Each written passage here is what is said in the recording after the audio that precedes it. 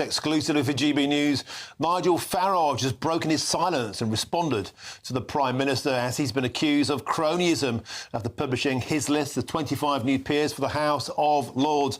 Nigel Farage has just blasted out. Here's the exclusive video.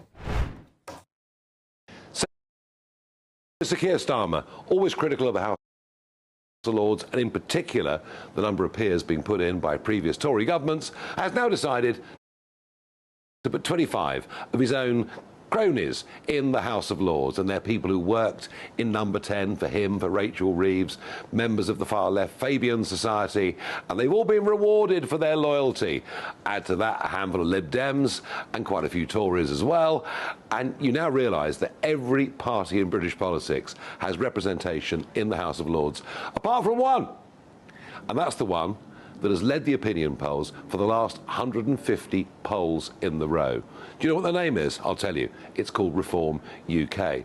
Now, I wrote to the Prime Minister 3 months ago to say, look, come on, we need some form of representation in the upper house. I didn't even get the courtesy of a reply.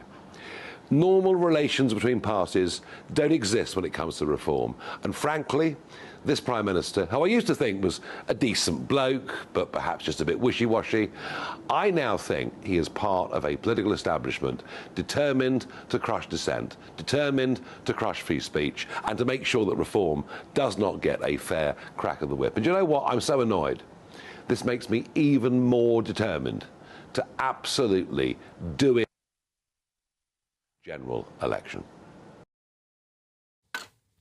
Well, that was the video there. Just to go over the top line there, Nigel Farage blasting back at 25 Labour cronies, as he called them, being crammed into the House of Lords, members of the far left Fabian Society.